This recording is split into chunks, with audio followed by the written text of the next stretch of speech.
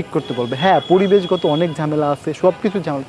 আমরা দেখেছি কিভাবে ক্রিকেটাররা একটা বোর্ডকে সঠিক রাস্তায় নিয়ে আসে। জিম্বাবুয়ে ক্রিকেট টিম যেখানে ক্রিকেট বোর্ড ভেঙে দিয়েছে, যা আইসিসি কোনো সহায়তা করবে না, এইরকম অবস্থা থেকে এখন যদি আমরা মনে করি, যদি আমি বাস্তব প্রেক্ষাপট বলি, জিম্বাবুয়ের সাথে বাইরের মাটিতে বাংলাদেশ খেলতে গেলে হিমশিম খেতে হবে। ওয়ার্ল্ড কাপের ম্যাচটার কথা আপনার অবশ্যই মনে আছে, লাস্ট T20 ওয়ার্ল্ড কাপে যেখানে সাকিব ক্যাপ্টেন্সি করছে, সেই ম্যাচও জিম্বাবুয়ের কাছ থেকে জিততে আমাদের হিমশিম খাইতেছে, লাস্ট বল পর্যন্ত ম্যাচ গড়াইছে, আমরা মাত্র 3 রানে ম্যাচটা জিতেছিলাম।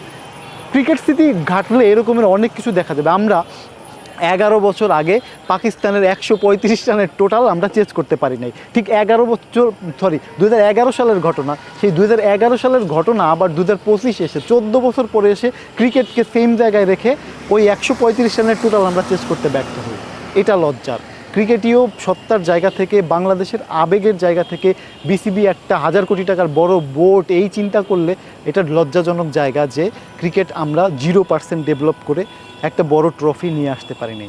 ট্রফি জিততে হলে অ্যাপ্রোচের জায়গা, ফার্স্ট ক্লাস ক্রিকেট যেমন ঠিক করতে হবে, সেই রকম প্লেয়ারদের বেনিফিশিয়ারি জায়গা যেমন দেওয়া হবে, প্লেয়ারদের থেকে 16 কোটি মানুষের এই বেনিফিশিয়ারির জায়গাগুলো বুঝে নেওয়ারও তার আউটকামটাও বাংলাদেশের মানুষ চায়।